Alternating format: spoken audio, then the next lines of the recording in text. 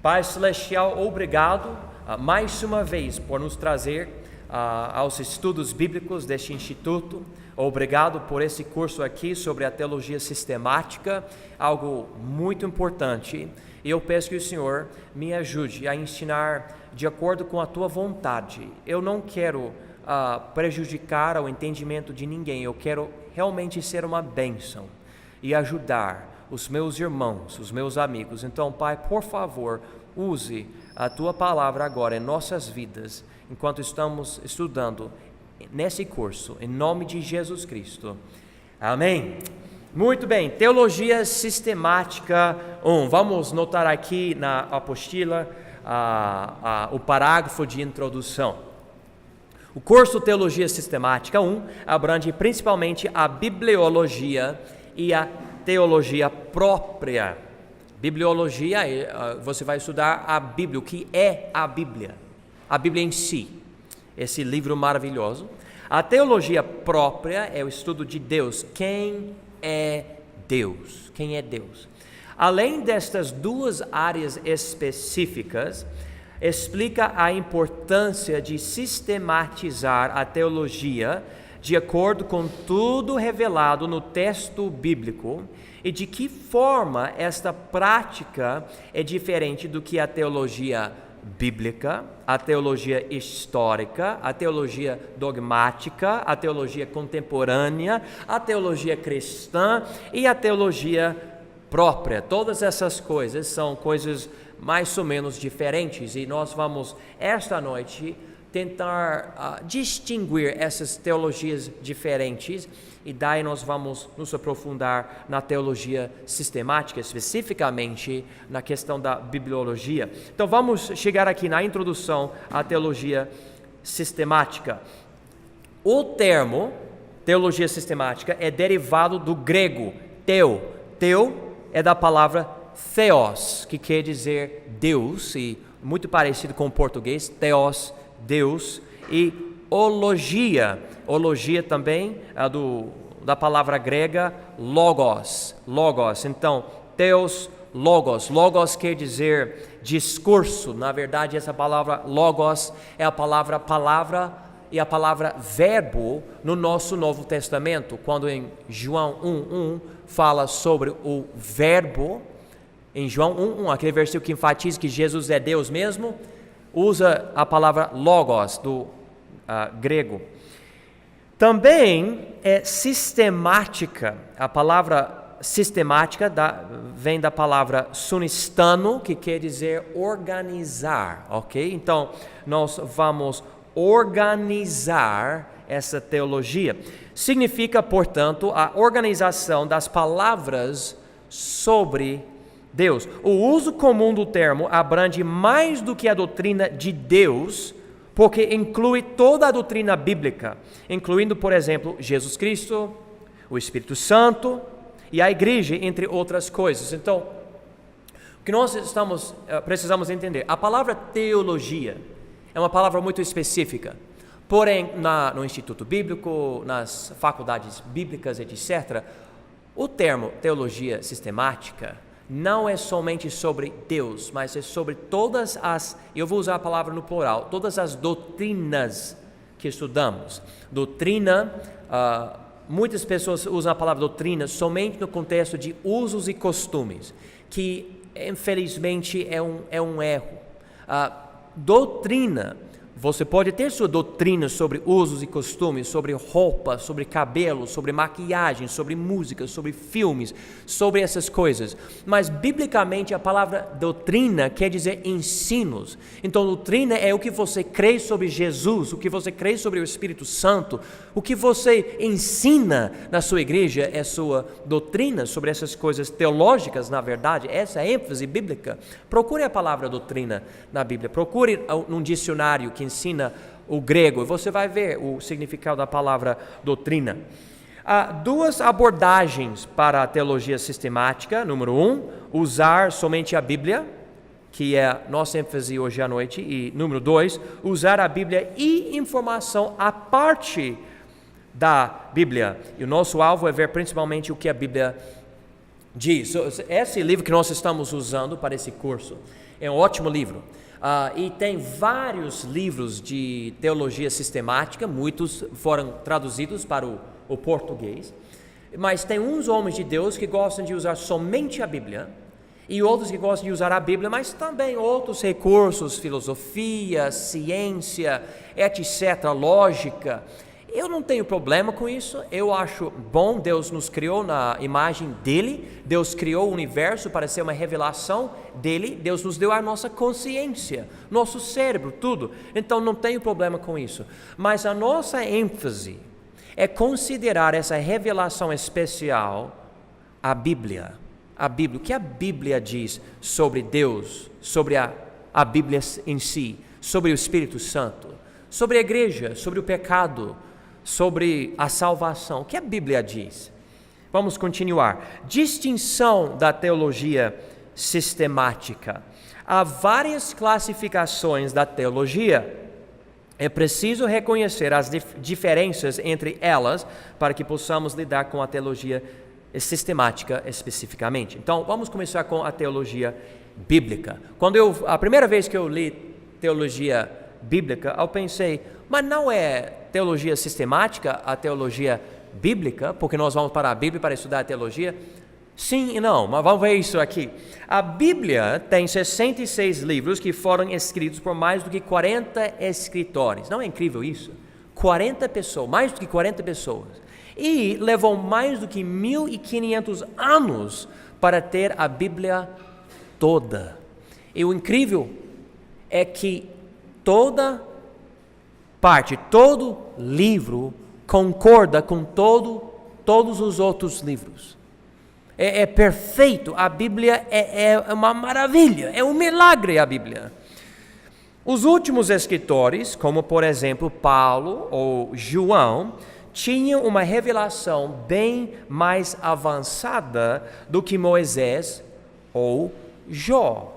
A teologia bíblica leva em consideração a natureza progressiva da revelação bíblica, analisando o que todo escritor escreveu ou colocou nos seus livros, de acordo com o que Deus lhes revelou. A teologia bíblica é muito importante quando o Velho Testamento se compara com o Novo Testamento. Vamos tentar entender. Por exemplo, quando você lê o livro de Gênesis, quem escreveu o livro de Gênesis? Moisés. Moisés entendeu tudo que João entendeu quando ele escreveu o livro de Apocalipse, sim ou não? Não. Então a Bíblia é uma revelação, palavra-chave aqui, uma revelação progressiva. Então, para você entender tudo, você tem que continuar a ler a Bíblia toda. Moisés tinha um certo tipo de entendimento. Davi, outro entendimento. Na verdade, Pedro até disse que os profetas velho-testamentários escreviam certas coisas e tentavam entender e concluírem, olha, essas profecias não são para a gente. A gente não vai entender isso, é para uma outra geração. E muitas profecias não eram para a nação de Israel, eram para a igreja, para a gente. E hoje entendemos, e na verdade, se você estudar profundamente o livro, por exemplo, o livro de Apocalipse, você vai notar há profecias naquele livro que não são para nós, mas são para os santos da tribulação. E nós precisamos entender isso, então há uma revelação progressiva. O estudo da teologia bíblica é um estudo dessa revelação progressiva, entendendo o que cada homem de Deus entendia na época dele. Vamos continuar? A teologia histórica. Eu gosto muito da teologia histórica, eu acho fascinante, muito interessante. A sistematização da doutrina ao longo da igreja é o foco da teologia histórica. Leva em consideração o fato de que a Bíblia não foi organizada sistematicamente. Quem já percebeu isso? Não é que tipo você abre no livro de Gênesis e Deus fala, bom, eu vou falar para você, Deus é isso, Deus é aquilo, Deus é isso, Deus é aquilo, Deus é isso, Deus é aquilo. Não é assim.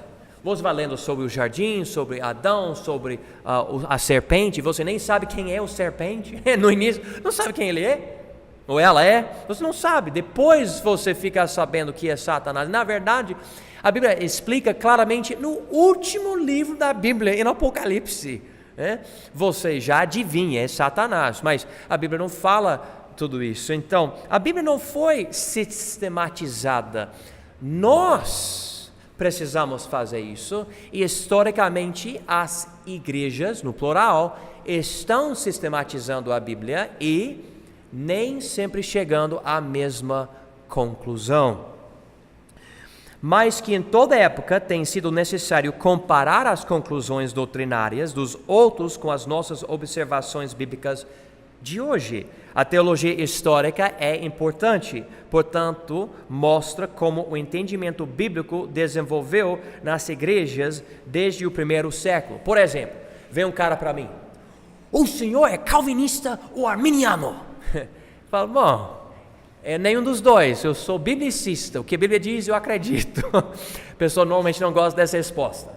E daí, mas então eu acredito, o senhor acredita nisso? Eu falo, bom, eu acredito naquilo. Mas eu não acredito. Aí a pessoa quer brigar, como se essa pessoa tivesse todas as respostas, estudou toda a Bíblia, chegou a todas as conclusões.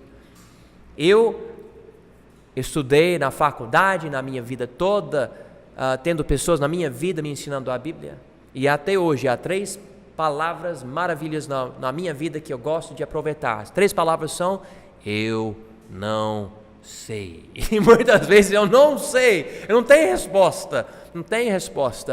Mas é engraçado, é triste e engraçado.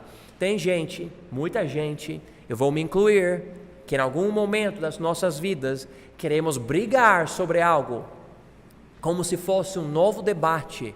Na verdade, se você só considerar o debate da soberania de Deus e a responsabilidade do homem, irmãos, é um debate que é mais do que 1000 anos, tem bastante tempo. Você pode ir para uma biblioteca teológica, por exemplo, nos Estados Unidos ou na Europa, e você pode ir para lugares que têm estantes cheios de livros que só lidam com o calvinismo, monte de livros.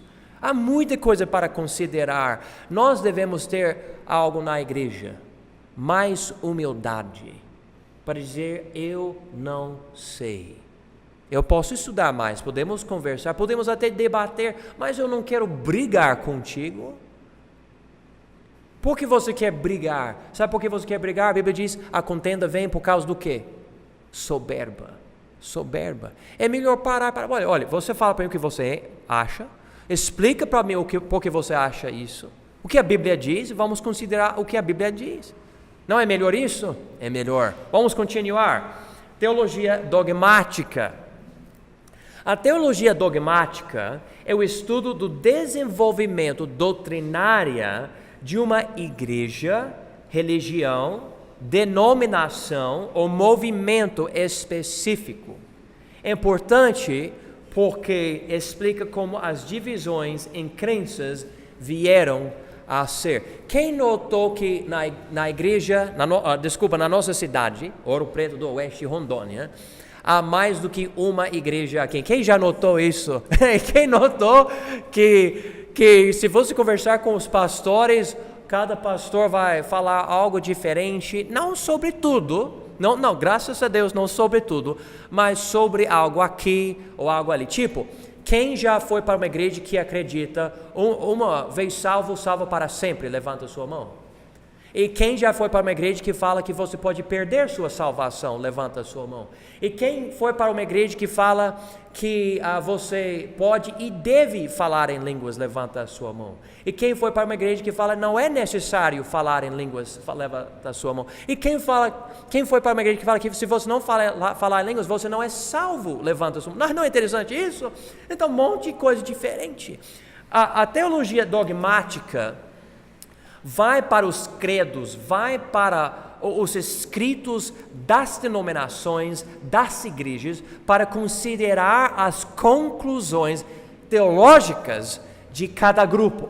Eu acho muito interessante isso. Eu gosto de ler as confissões, eu gosto de ler o que Martinho Lutero acreditava, o João Calvino, ou Agostinho, ou sei lá, outro homem. Eu quero saber o que Silas Malafaia acredita, ou o que o meu pastor Clarence Sexton acredita. Eu quero entender o que os batistas, os presbiterianos, outros, o que eles falam, o que eles acreditam, o que eles pregam. Eu quero saber, né? E eu não quero achismos, eu quero versículos, eu quero saber o porquê, biblicamente falando, essa pessoa acredita naquilo. Eu quero saber. Se eu, pela Bíblia, não conseguir chegar à mesma conclusão, não tenha raiva, não fica bravo comigo. Eu estou na Bíblia, você está na Bíblia, você lê ela, eu vou ler ela, vamos chegar a uma conclusão bíblica. Muitas vezes levamos um pretexto para o texto bíblico e tiramos fora do contexto a Bíblia por causa disso. Preconceitos, irmãos, nós precisamos tirar de nós ideias nossas, achismos. Alguém fala, mas é difícil acreditar no inferno. Eu não quero acreditar no inferno. Não importa se você quiser ou não. O que é importante é o que a Bíblia diz. O que a Bíblia diz sobre o inferno. Se a Bíblia diz que o inferno existe, então existe. Você pode negar a sua vida toda. E quando você morrer, você vai saber, existe mesmo. Porque a Bíblia já revelou isso. Não é suficiente você ter seus achismos. Eu não posso ter, você não deve ter. Vamos continuar aqui. A teologia contemporânea. A teologia contemporânea analisa as crenças doutrinárias representadas na modernidade. É importante para eliminar pretextos que alterem a nossa interpretação das Escrituras. Por exemplo, tem movimentos hoje. Há um movimento, no inglês é Emerging Church, não sei se é emergência ou como que é, você sabe? Emergência. Então, esse movimento é uma novidade e uma crença nesse movimento fortíssimo hoje em dia. Eu acho que nasceu nos Estados Unidos e chegou aqui no Brasil. É que Deus nos criou na imagem dele. Deus é criativo, nós somos criativos. Então nós podemos usar nossa criatividade para honrar a Deus. Parece bom, não parece bom isso? Vamos ser criativos, etc.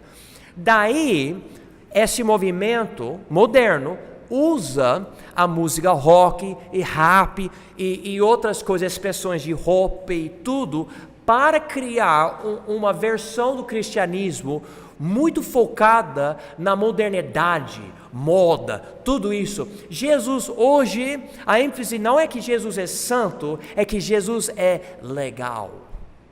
Jesus é legal. Mudou? Algo mudou?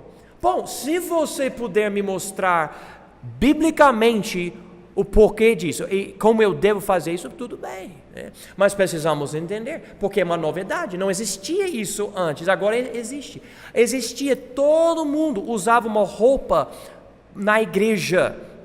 Hoje, eu vou para a igreja, às vezes eu vejo uma roupa que nem as moças na praia usavam anos atrás. E agora o moço usa na igreja e defende isso. Então, por quê? Algo mudou? O pastor ficou fraquinho, não fala nada? O que aconteceu? O que a Bíblia diz? É isso que nós queremos entender na teologia contemporânea. Vamos continuar. A teologia cristã. A teologia cristã é a sistematização de doutrina bíblica de uma perspectiva decididamente cristã. O foco é Jesus, a prioridade é o Novo Testamento, mas a Bíblia inteira é usada. É importante para expressar a fé cristã. Depois de tudo, a teologia cristã e a teologia sistemática chegarão às mesmas conclusões, porque eu acredito, e vocês, eu acredito nisso também, que se você estudar toda a Bíblia, sem pretexto, você vai chegar a ter uma teologia cristã. O que os crentes acreditam, que a Bíblia ensina, é uma coisa que enfatiza Jesus, o sangue, a cruz, etc. Então é a teologia cristã. Tem a teologia judaica ou de outros grupos, seitas, etc. A última coisa aqui, a teologia própria. A teologia própria é o estudo da natureza e da existência de Deus e é um dos ramos da teologia sistemática. E nesse curso, a Teologia Sistemática 1, nós também vamos estudar a teologia própria. Então, nós vamos estudar a bibliologia e a teologia própria. O que é a Bíblia e quem é Deus, a natureza dele, o nome dele, o caminho dele, a vontade dele, Deus mesmo. A importância da teologia sistemática. Todo mundo tem seu modo de pensar sobre Deus, sobre a Bíblia e sobre o que acontece depois da morte. Portanto, todo mundo já tem um tipo de teologia sistemática, ainda que possa ser incompleta ou incorreta. Ou seja, você chegou aqui na primeira aula do curso Teologia Sistemática. Talvez hoje você esteja aprendendo pela primeira vez o significado do termo teologia sistemática. Mas você já chegou com seu sistema de crenças. Talvez um sistema fraquíssimo, cheio de erros e tudo, mas você tem um modo de pensar. Eu posso fazer uma pergunta: o que é a Bíblia para você? E você vai ter sua resposta. Quem é Deus para você? Você vai ter sua resposta. Esse é seu sistema. E através desse sistema, querendo ou não, você está interpretando o resto da Bíblia. Você já traz isso para a Bíblia. É necessário, então, deixar a Bíblia transformar o nosso sistema, ou seja, essa estrutura de crenças em nós.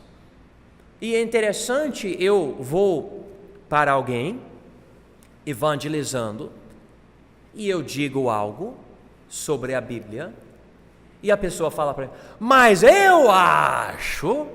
então já tem seu sistema, já tem sua teologia, né? Não quer dizer que é baseado na Bíblia, pode ser baseado em achismos. Note aqui, como regra, achismos nunca são aceitáveis. Eu acho, mas olha, seus pensamentos, bons ou não, quem é a autoridade atrás dos seus pensamentos? E irmãos, é uma coisa tão boa e profunda. Alguém me fala: eu acho. E eu estou evangelizando essa pessoa. Eu falo: mas de onde veio esse pensamento? Quem é a autoridade atrás disso? É só você que quer acreditar nisso? Ou alguém te ensinou? E muitas vezes, irmãos, a pessoa fala: olha, é que eu acredito, que eu penso, mas por quê? Mas é porque a pessoa não tem resposta.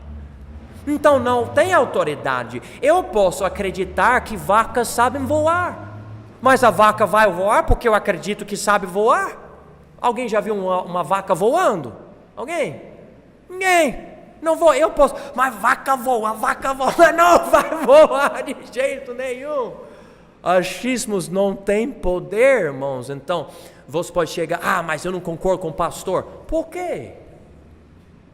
Mas não concordo com esse versículo na Bíblia. Mas por quê? Você acha que quando você morrer e chegar na presença de Jesus, que você pode passar esses achismos para ele e vai falar: tudo bem, você acredita assim, beleza, tudo bem. Não dá. Não é interessante que a salvação é por meio da fé, não obras. Fé é o quê? Crenças. Que você acredita? Fé. Eu acho interessante isso. Vamos continuar. As questões de quem Deus é e do que é a Bíblia e de onde eu vou depois da morte são tão importantíssimas que é necessário desenvolver um sistema de crenças baseado na revelação bíblica. Então, a teologia sistemática. Vamos ver umas passagens aqui rapidinho. Marcos, você tem sua Bíblia? Você pode achar, por favor, na sua Bíblia, Marcos 16, é seu nome, né? Marcos 16, versículo 15. Depois, Laiana, 1 Pedro 3, 15 e 16. E depois, Sirlei, por favor, Judas 3, e Cidinha vai achar 2 Timóteo 2:15. Então, nós vamos ver umas passagens aqui, começando em Marcos 16, versículo 15. A teologia sistemática explica a fé cristã que pregamos. Marcos, já achou a passagem? Está procurando? Está procurando. É o segundo livro do Novo Testamento. Mateus, Marcos 16, 15. É o último capítulo do livro.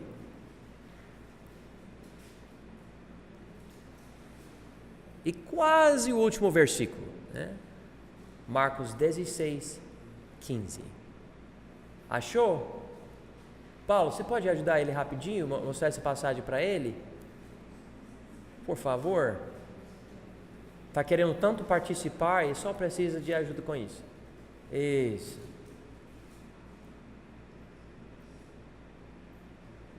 Isso. Achou? Leia bem alto, Marcos, por favor. Marcos 16, 15.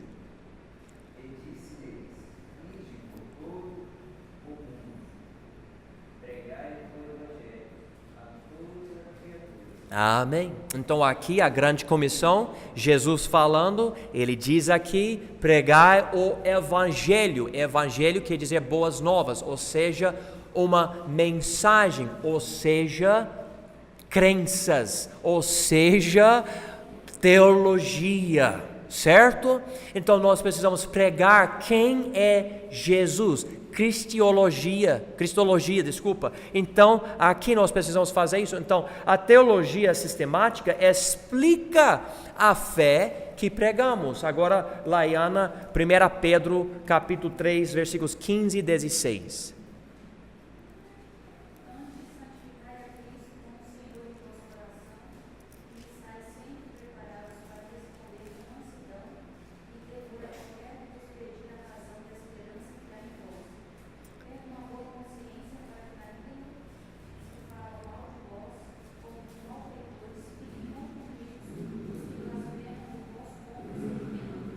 Amém. Então, irmãos, ele explica tão claramente aqui que alguém vai pedir a razão da esperança que está em nós. Mas por que você tem tanta felicidade? Por que você tem tanta paz? Por que você não age como os outros? E você fala, eu tenho esperança. Mas é esperança em quem? No quê? Se você não estudar a Bíblia, vai ser mais difícil explicar. Mas a teologia sistemática, você vai estudando a Bíblia, estudando certas crenças bíblicas, e você chega a uma conclusão sobre a Bíblia, sobre Jesus, sobre a salvação, e você pode falar, olha, você quer entender mesmo? Então, vamos abrir nossa Bíblia no livro de Romanos, por exemplo, que é o melhor livro para explicar a salvação. Vamos ver o livro de Romanos, e você pode mostrar para a pessoa o que a Bíblia diz sobre isso. Teologia sistemática. Então, a teologia sistemática defende a fé cristã que vivemos. Sirlei, por favor, Judas 3.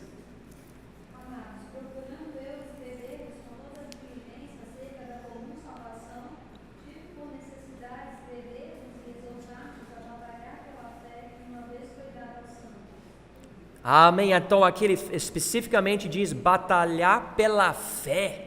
Então existe uma batalha, por causa disso tem escudo, por causa disso tem espada, por causa disso precisamos ir para Jesus, nosso comandante, e pedir ajuda. Nós estamos numa guerra, irmãos, batalhando pela fé.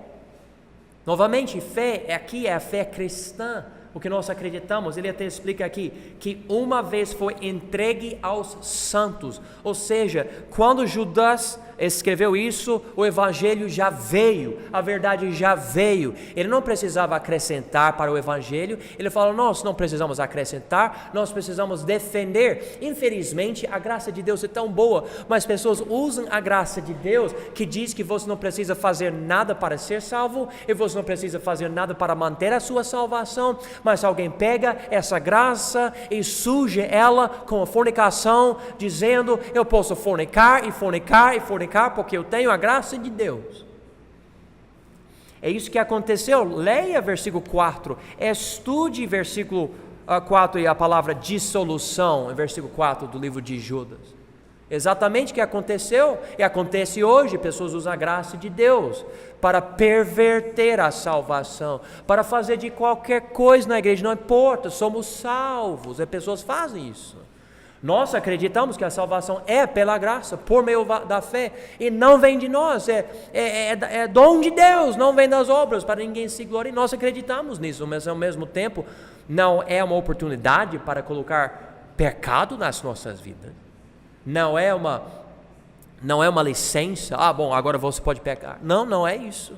Mas tem gente que fala isso, não, ele diz aqui precisamos batalhar pela fé, mas como que eu vou batalhar? Por entender o que a Bíblia diz sobre esta graça, e falar para os irmãos, e falar para os pecadores. A graça é o seguinte, como Judas nos ensina, Tito nos ensina na carta dele, a graça nos ensina a viver vidas santas, não vidas imundas e sujas no pecado.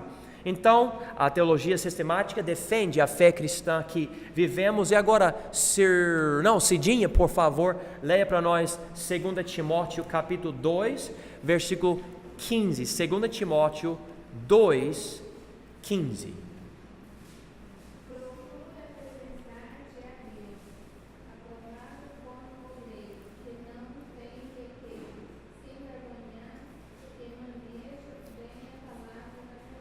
Note aqui, que maneja bem a palavra da verdade.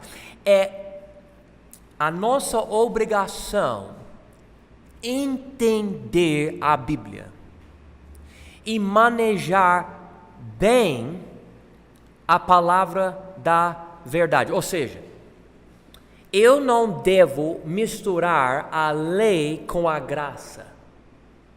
Eu não devo colocar coisas do velho no novo. Eu devo ler o velho e entender o velho. Eu devo ler o novo e entender o novo. Eu devo colocar em prática a verdade toda, mas eu não devo misturar as dispensações.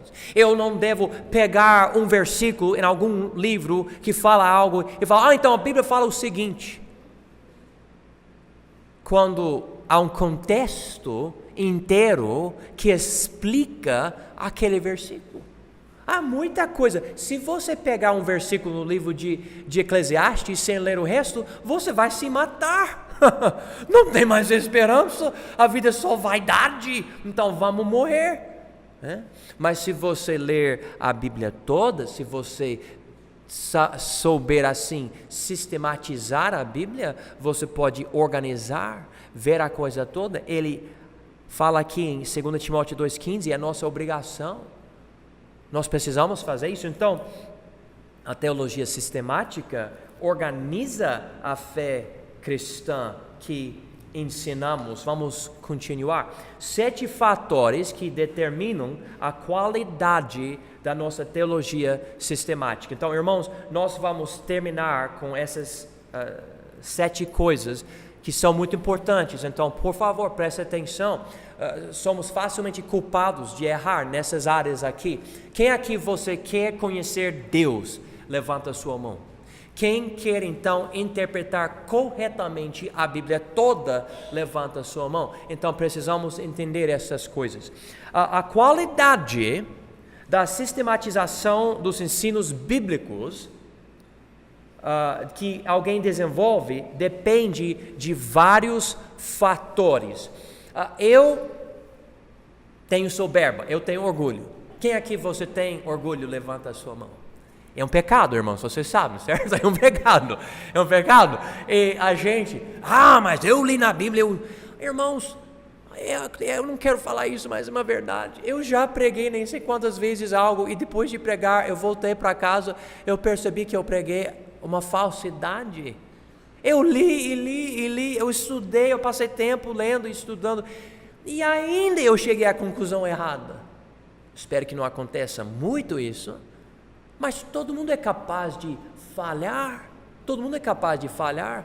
Então podemos nos preparar para estudar um pouco melhor e sistematizar a nossa doutrina ou a nossa teologia. Então, há alguns fatores importantes aqui. A fé que a pessoa tem na qualidade da revelação bíblica. Erival, você trouxe uma Bíblia contigo? Ok, então vamos para Vera, por favor. Vera, pode ler aqui 2 Timóteo, capítulo 3, versículos 16 e 17, por favor.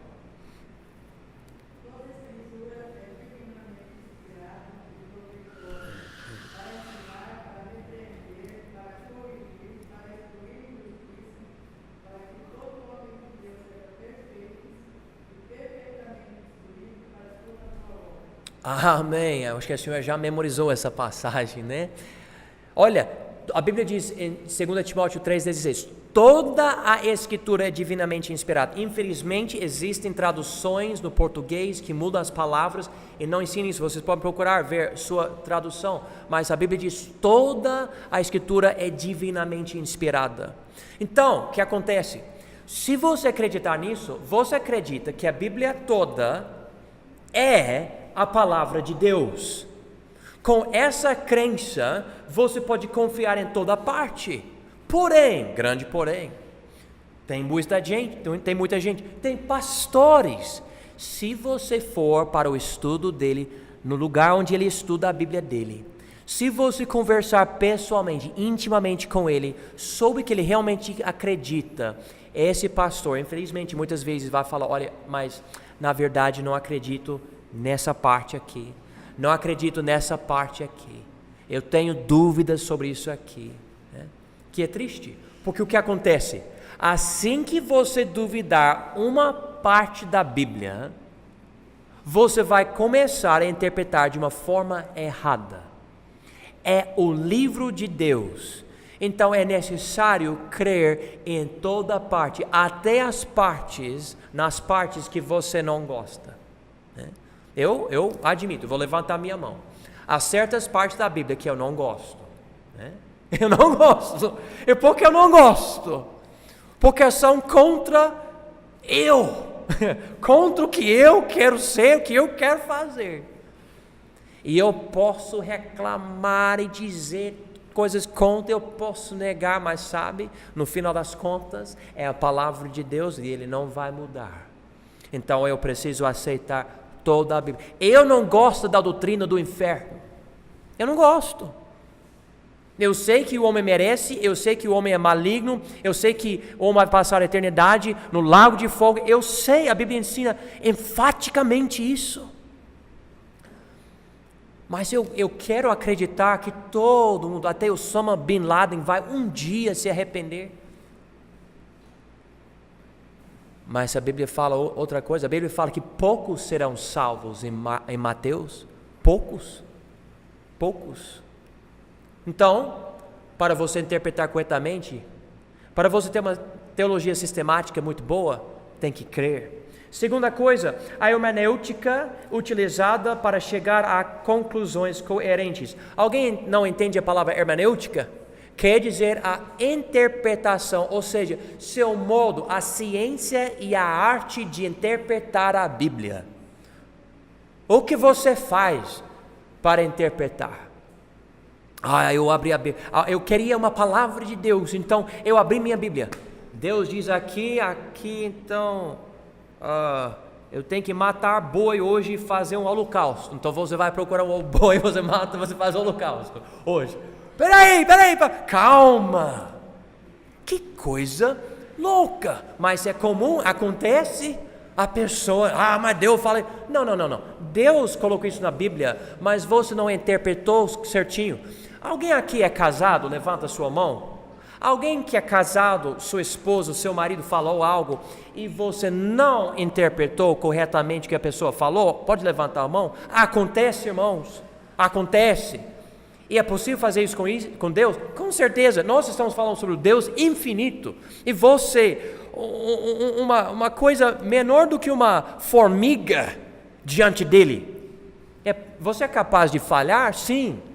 Então, Você tem que pensar na sua hermenêutica. Terceira coisa, a lógica empírica utilizada para descobrir a verdade. Há certas coisas que vão influenciando a nossa lógica, a nossa ciência. E nós precisamos ter um cérebro que está funcionando certinho. Eu tenho um ou dois livros em casa que falam sobre a lógica, como pensar, como estudar. E é bom pensar nisso. Por exemplo, se você somente lê a Bíblia a uma hora da madrugada e você está lendo com um olho aberto só, você não vai pensar bem. Se você só estudar a Bíblia quando você está bêbado, você acha que vai interpretar corretamente a Bíblia? Não faz, você não deve ficar bêbado, mas estou simplesmente usando como ilustração. Por favor, não bebe, não ajuda ninguém. Mas olha, preste atenção no que você está fazendo com a Bíblia. O mundo fala que a evolução, por exemplo, é uma verdade, tem uma nova descoberta. O mundo não fala, então nós vamos mudar nossa teoria. Não, o mundo fala, é um fato, esse bicho tinha penas. Esse bicho nasceu em 64 bilhões de anos atrás, ou algo assim. Como que o cara sabe? Mas se você aceitar tudo que todo mundo fala, você vai ler algo na Bíblia, você não vai interpretar de uma forma correta, você vai chegar a uma conclusão incorreta. Na verdade, segundo a Bíblia, até tem mais ou menos entre 6 mil e 10 mil anos, algo assim. Mas a ciência ensina algo completamente diferente. Eu digo ciência, eu não quero dizer isso. A ciência não ensina isso.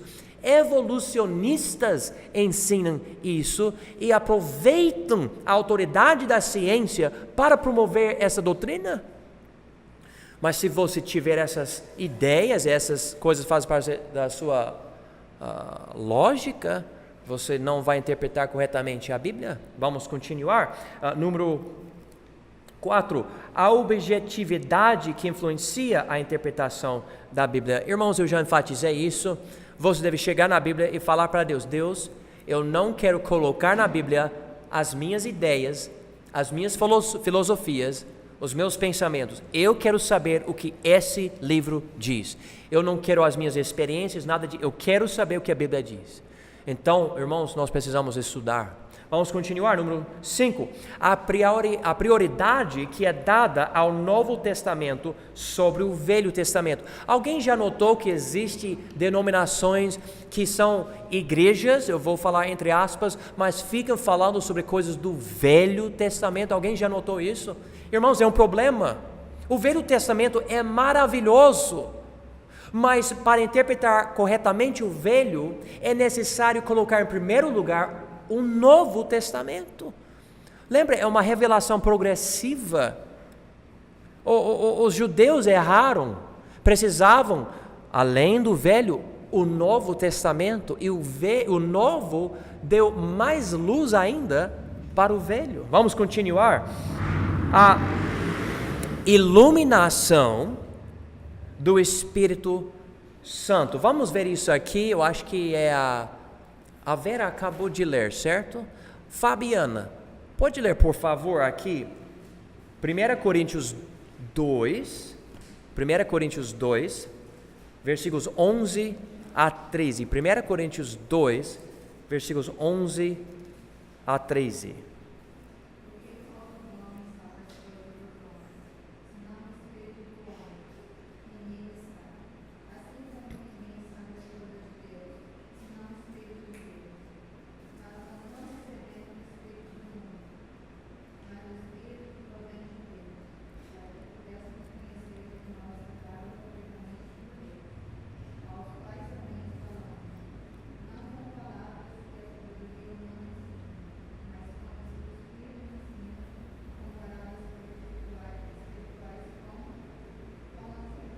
Amém. Então aqui nesses versículos estamos observando a iluminação do Espírito Santo. Algo essencial para alguém interpretar corretamente a Bíblia. Essa pessoa tem que ser salva. Por quê? A salvação é a coisa que dá o Espírito Santo para a pessoa. Se você não é salvo, segundo Efésios 1, ou Romanos 8, os 2 capítulos, você não tem o Espírito de Deus. Gálatas 5 também ensina isso. Salvação, Espírito Santo. Não tem como separar as duas coisas. E é o Espírito Santo que convence o mundo do pecado, da justiça e do juízo, e também o Espírito Santo que habita no crente, e também o Espírito Santo que ilumina o crente, que ensina o crente. E ele está explicando isto aqui em 1 Coríntios, capítulo 2, versículos 11 a 13, e em João 12 e outras passagens. Nós precisamos do Espírito Santo. Eu acho interessante, eu conheço pessoas que falam, eu não entendo a Bíblia. Eu não entendo.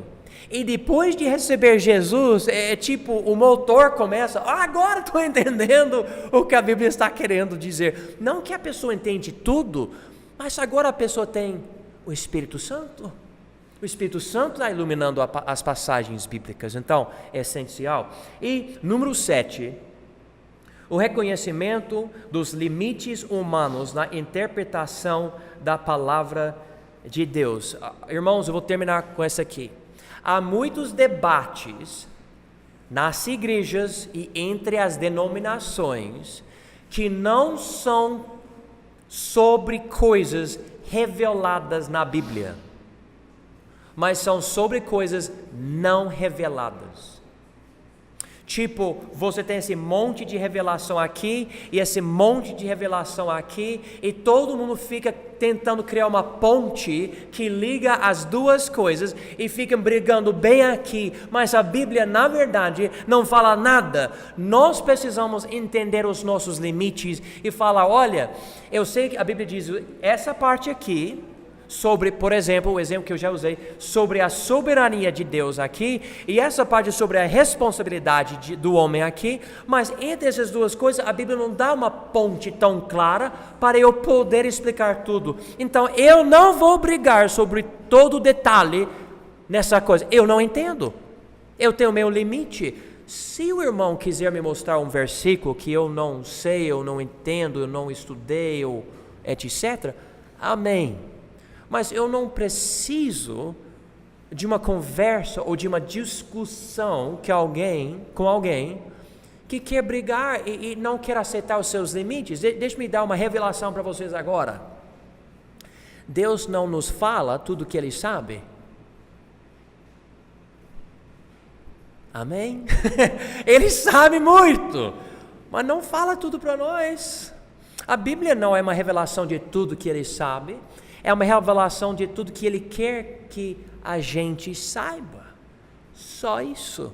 E há certas coisas que nós não vamos saber. Ele até fala sobre mistérios. Por exemplo, tenta essa semana procurar a entender o mistério da iniquidade. A Bíblia fala sobre isso. E na próxima aula explique para mim o que é esse mistério. Explica a coisa toda para mim. Eu garanto, você não vai entender tudo. Com certeza. E há muitos outros mistérios bíblicos, nós não vamos entender tudo.